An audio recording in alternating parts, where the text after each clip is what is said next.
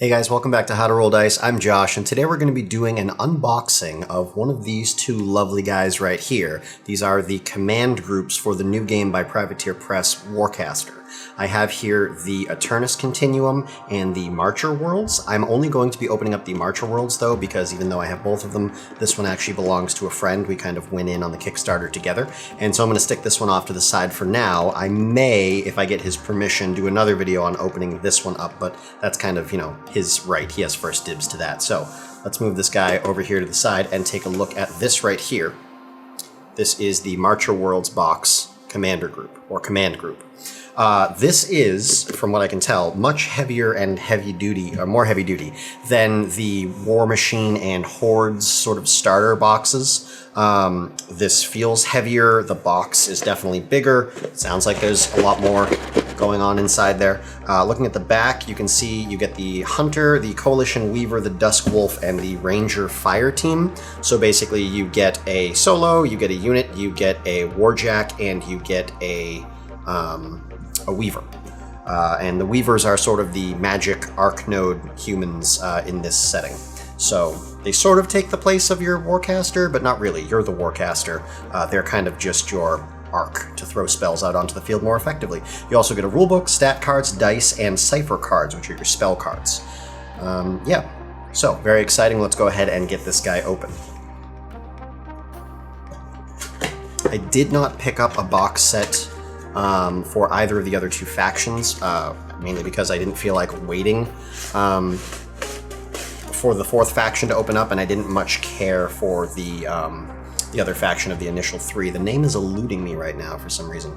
Iron Star Alliance. Yeah, for some reason I wasn't interested in them. I was getting a real Judge Dredd kind of vibe, and that just isn't something I was interested in. So we've got some lovely, crinkly paper. And then this must be a lot of metal because I'm not seeing a ton in here, but the box does feel quite heavy. A lot of paper wrappers. I do want to remind people, in case you're watching this video later, this is taking place in the time of the COVID-19 pandemic. I know that Privateer Press actually had a lot of trouble sort of getting this stuff ready to go because they couldn't have so many people working in the facility at the same time, and I'm sure there were shipping delays and things like that, so I am excited to finally have these. Some different colored marker. Blue on that guy, pink on this guy. I don't know if you can see that. Not sure what that's all about. Probably just their check system. More blue. Oh, here's a yellow. And a black. They must have had some kind of color coding system. So those are the models there. They definitely all feel metal. I haven't been following along on the production of these guys, but I wasn't sure whether or not they were going to be plastic, resin, metal, a mix, whatever. Those all feel metal to me. We've got the dice here, so I've got one standard 6-sided die, I've got 5 red die, and 5 white die. And I'll get those out in a minute so you guys can get a better look at them. We've got, pretty nice rule book here. Nice high gloss pages. You can see that. Nice quality there. Interesting shape. Usually you get, like a rectangle or a square, but not a horizontal rectangle, so that's kind of cool. Nice little turn cheat sheet on the back there. Really appreciate that. Kind of taking a note from the board game world there. I have not read through the rules in full yet. I know they've been released online in one form or another, basically since the game has been announced. But I wanted to wait until I got the official box and the real rulebook to read through everything and to actually start getting into the game. I haven't done any play tests or demos or anything like that yet. So we've got some punch-out tokens here. Nice dense cardboard, double-sided. Good stuff there. We've got some loose bases. These are probably, I think, these are, standard Privateer Press bases. 30 mils by the look of it. I think one of the backer upgrades was full plastic or fully modeled gates, as opposed to just having the cardboard gates, I think is what originally was going to come with the game, so maybe that's what these are for. Not sure. We've got, looks like the actual stat cards here. Take a peek. Hopefully these are lighting okay for you guys. This is my new office setup, if you didn't see my post. I sort of rotated my entire office 90 degrees, and so now I have the windows behind me, I've got my gaming shelves. I feel like this is a nice, it's a nicer background for you guys to look at. It's a little more uniform, a little more symmetrical. Makes me happy. So these just look like little fluff cards. Is this just letting me know what came in the box? Instead of having them like attached to the pack, because if you see, it just says like Coalition Weaver. God, I gotta stop doing that. Coalition Weaver with a little skew, and then on the back it's got a little write-up on like what the Coalition Weaver is. Yeah. Duskwolf Weapon Pack. I think that was another Kickstarter unlock. Hunter. That's the solo. He's like a sniper. Ranger Fire Team. That's the unit. And the Duskwolf. Yep. Then what have we got here? Yeah, so these are just like fluff cards. Cirrus. That is the galaxy, the actual galaxy in which the game takes place. Arc Geyser of Canesta.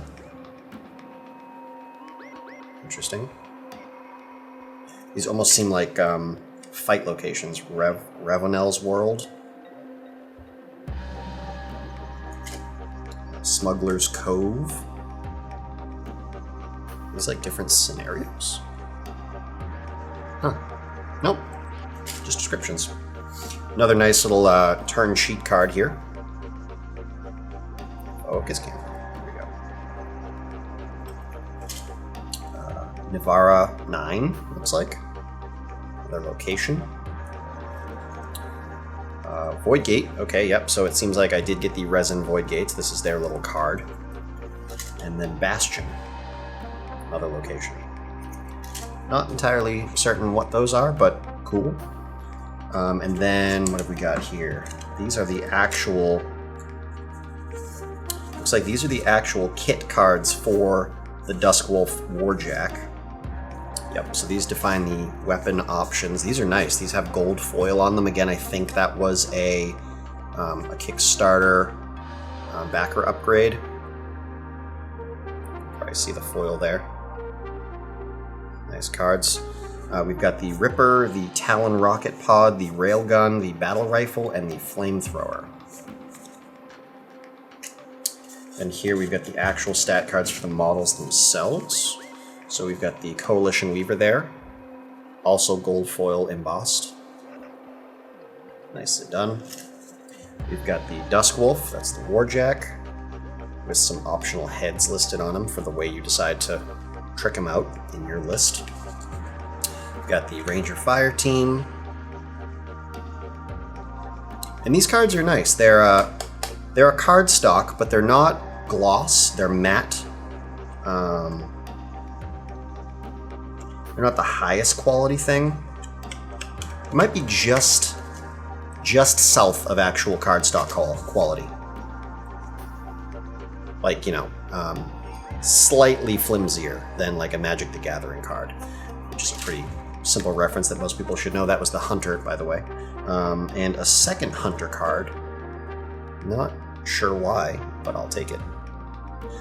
They don't have different loadouts, if I recall. They're identical solos. Yeah. Maybe because you can bring two, or maybe because of a mistake. I don't know. And that is everything that we've got in the box. So, let me put this off to the side and let's start opening up some of these minis. Get this stuff out of the way. Let's start with this guy right here. Yellow. Starting with yellow. This looks like, I guess, a unit. Which reminds me of the paper that you get Chinese food egg rolls in. It's like the exact kind of parchment paper.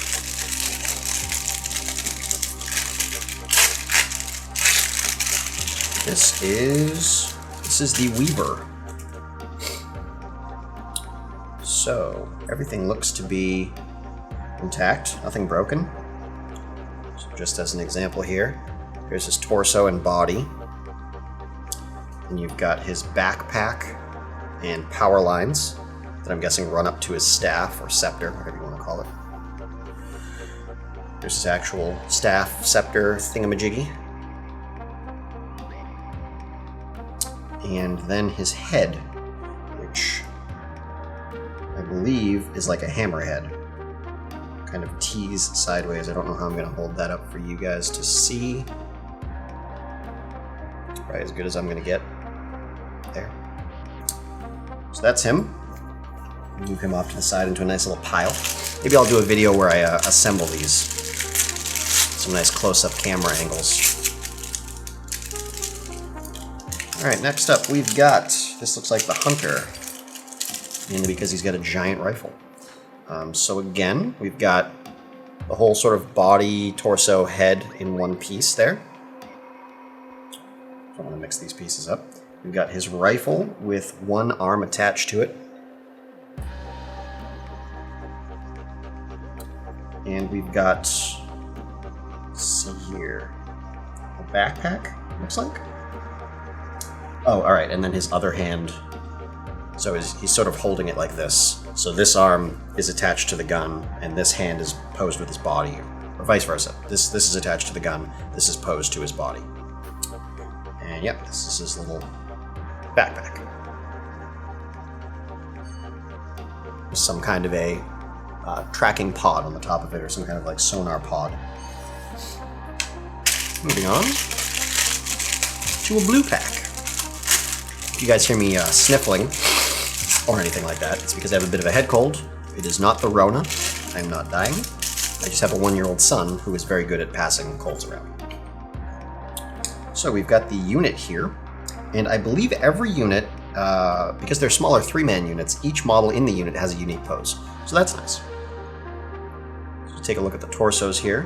These guys are hooded. So you can see that. Hopefully my camera's doing an okay job of this. It's always hard to tell while recording.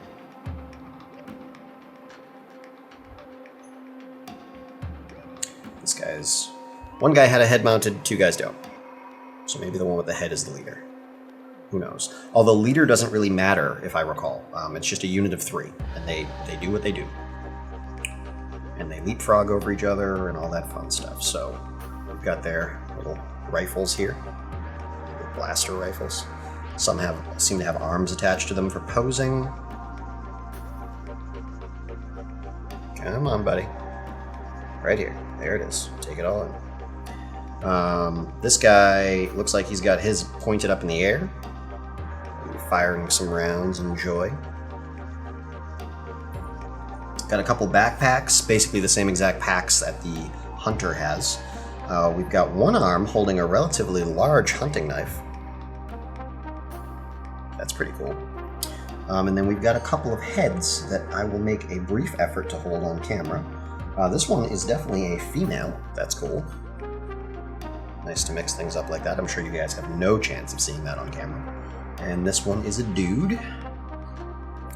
Sculpt quality looks nice. I am going to take a brief moment at the end and go over these just to sort of check them for flash and stuff like that. So far, not so bad. Haven't looked for molding lines or anything like that, but I'm not seeing any huge chunks of flash that need to be ripped off or cut off. Mostly just these tiny little thin strandy bits that you get sometimes. Very, very minimal. You give them a little twist and they just pop right off. Okay, we've got the Warjack, you can tell by the very large base. It's a 50 mil or... yeah, I think that's a 50 mil base. Might be a 40 mil. I think it's a 50 mil. And he is in quite a few pieces, and that is because he also comes with all of his weapon options, I believe. So, this is going to be a tricky one to show you guys, but I'll see what I can do. We've got his main torso and hip joints here. Very similar to a Warmachine Jack. We've got his arms right here.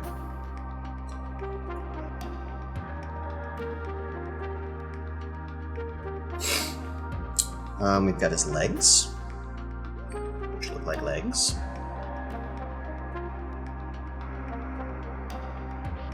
And they've got ball and socket joints. Well, not really. They're oval, which means he's posed. You can't really rotate the leg any way you want because otherwise it would need to be a circle so that you could get any angle on the foot that you want. I'm sure you could take a drill or a file and open that up to a more spherical shape and then you'd be able to actually pose the legs however you want. I'm fine with that. I'm not big on the custom pose, like awesome dynamic modifications to my models. I just like them to stay together. That's all I ask for. The shoulders do look perfectly round though. Yeah. Although there's a lot of shoulder pad going on, so if the arms are like this, you can probably only get like this far back before the shoulder pads start to hit the back of the model. So there's probably maybe 45 degrees of angle option on the arms. It's not bad. Again, I don't care too much about not having that full posability. Other people will. And then we've got his head, which is also got some options. Let me make sure I find them all here. I'm seeing 2 head options. Hopefully there aren't supposed to be more than that. Not missing any. Nope. If I take a quick look at his card, I'm seeing 4 head options. Are they all unique? Yes, they are all unique. Why am I only getting 2 heads? Maybe you only have to get... Maybe they only sculpted 2 heads, or maybe you have to pay extra to get the other heads. I'm not sure. Maybe they're in another baggie that we'll come across. But we've got 2 heads. I will try to hold these up, but honestly they are quite small, and so I have little chance of getting them viewable for you guys. Let's try that. There you go. Heads. Heads. Yeah. Best I can do. They're very small. They're, small. They would fit on my pinky nail. Smaller than that. We've got some large weaponry here. Got this guy here. Just as comparison, this is, we'll do one with a head. This is an infantry. This is one of the rangers. So that's legs, torso, head. That's the whole guy. This is the gun. So it's 1.5 times bigger. It's 1.5 humans large, which is pretty large. We've got this nice little saw here. Good stuff there. We've got, I'm going to say this is the flamethrower, because it looks like the flamethrower from Alien 2, which is awesome. I shouldn't call it Alien 2, it's Aliens. That's the proper name of the movie. Xenomorphs Part 2. We've got a shoulder mount here. Looks like it's got a bunch of radar dishes on it, so maybe that's increased tracking options that you can attach to them. And then we've got another shoulder mount that looks like, I would have to guess, this is either a large cannon or a turret of some kind. And that is all our Jackie Jack pieces. Scoot them off to the side. So let's see if those other 2 heads turn up anywhere. We've got 2 more bags to go through, and we've already got all of our models. We've got our Weaver, we've got our Hunter, we've got our Unit, and we've got our Jack. So 2 more baggies. Not exactly sure what... I also backed the Kickstarter when it first happened, so I can't really remember everything I was supposed to get. I just assume I'm getting everything I was supposed to get. These are the fully modeled gates. I'm calling them gates because that's what I remember them being called, but where you summon more dudes onto the field. One of the lovely mechanics of this game. You can see those there. Fully modeled. I do not know if these are unique per faction. Maybe they are, maybe they're not. I'm not sure. And those came with their own 30mm bases, which means what are those spare bases that came in the box? Maybe just spare bases. That's fine. Can't have too many spare bases. And the last baggie, which I'm honestly have no idea what's in here, because I don't think I'm supposed to get any other models, is... Oh, okay, we've got an alt hunter sculpt. I do vaguely remember that coming up as an option. This looks like a female hunter. Call it a huntress. Kind of an upright, more of an upright pose compared to the ready to fire male pose. There's the 2 right there. And it looks like she's kind of holding her rifle pointed up in the air. We've got the rifle, and we've got the same backpack that the hunter and the, looks like the unit has. So we've got 2 hunters. Nice. Put those off to the side. We've got the dice here. Let's take a quick look at the dice. So don't know what those bases are. Must just be spare bases. Maybe it's a mispack. Maybe they want you to make sure you have enough bases. We got our regular black, good old 6-sided die there. Nothing special about that. Good sized dice. Roll a 3. That's fair. Average. And we've got these red dice. I believe the red dice are the only ones that have the double POW on them. They're the better dice. I can't remember the name that you get to... There's a special time where you get to use them. I can't remember what that is right now, but they've only got one blank side. And then the other sides are all single POWs, or the one side has a double POW. I would argue... Again, sorry about the sniffles. I would argue that these are made wrong. And that's just because generally when you cast a die, the 2 sides opposite should equal 1 greater than the total number of sides on the die. Let me explain that in case you don't follow. On a 6-sided die, which has 6 sides, any 2 opposite sides should equal 7. So 1 and 6 are on opposite sides, right? So there's your 1, and if I 180 this guy, there's your 6. And same deal on any 2 sides. There's your 3, there's your 4, there's your 2, and there's your 5. So that's how all dice are supposed to be made if they have opposing sides, all the way up to a d20. I believe the only one you can't do that on is a d4. So these red dice, really, the double pip, I would argue, should be opposite the blank, but it's not. It is, let's see if I can do one roll for you here. It is beside the blank. See right there how you can see, the cameras are backwards, it's weird. See how you can see the blank and the double? They're not opposite. All I'm saying is they should be opposite, I would argue. Maybe they spoke to a statistician and he told them that that's not true. I don't know. Also, looks like I was wrong. There is a double pip on this guy as well. So that one is just way better at hitting. It's only got 1 blank side. So here you've got 3 blank sides, 2 single pips, and a double pip. And on this one, they do have the double pip opposite a blank side. So that is good. That is what I would call correct. But who the hell am I? So 5 white, 5 red, and your 1 standard black 6-sided die. Now let's open up this last lovely pack right here. Sealed. This is the only one that was sealed. The other cards were just, bundled with elastic.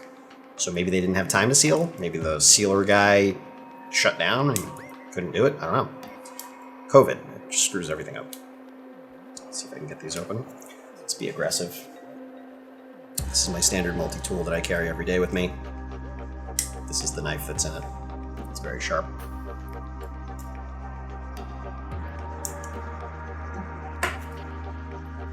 Okie doke. Pull these guys open. Stick that off to the side. And again, these are not quite cardstock. These are gloss. Let's see. Yep, see, gloss. Just to give you an example, this is matte. It's reflective, but it's not fully reflective. Call it satin if you want. This is gloss. It's kind of highly reflective. Might be hard to see on video, but it's true, I promise. So these are the Cipher cards. These are your actual spells. They come in 4 different colors because I believe there are 4 different types. Let's see how good a job the camera can do here. So we've got some blue, some orange, some red, and purple back here, in case I missed them. I'm not going to go through all of these, but these are your spells. They all have the same simplistic design to them. So you've got name, you've got description, you've got cost, and you've got the, I think that they call that the glyph or something. It's basically the type, or like what it does. All the glyphs seem to be, or all the symbols seem to be unique. Yeah. Maybe they play in, maybe they're just for funsies. Not sure. That's the back, in case you wanted to get a look at it. They all have the same back, so you don't know what you're going to draw. Obviously, that's supposed to be random. And that's everything in the box. Let's take a quick look at these punch-outs here. Again, one of the only few things in actual plastic. No Chinese food wonton wrappers here. So it looks like You've got a turn tracker, you've got energy, you've got fire, you've got corrosion. Got some scenario markers here. You have what were going to be the basic voids, the basic gates in here. So I believe these guys right here, if you look, they have a little tab at the bottom. I believe those were going to get punched out and popped into these guys over here as bases, and those were going to be the gates. And now we have the nice actual sculpted gates, so I won't be needing those. I'll probably hang on to them just in case, though. So yeah, that's all these. And yeah, that is everything in the box. I believe the boxes were $45 or $50 each, so I think this is $50 worth of stuff. I think that's fair. I wouldn't argue that. Little not annoyed, not even disappointed really, but why not full cardstock? These are definitely not full cardstock. Maybe they couldn't get them printed. I mean, just assume everything wrong is COVID's fault. I feel like that's fair, and it's also probably true. But yeah, not quite cardstock there, just shy of it. It's not paper by any means, but it's definitely not up to snuff with your standard cards. Same with these guys. They feel slightly better. Maybe that's because they're gloss and not matte. Excuse me. But yeah, that's the only downside that I'm seeing here. Looking at the models, like I said, not seeing a lot of cleanup work that needs to be done, not seeing any atrocious mold lines that couldn't be sanded off with little ease.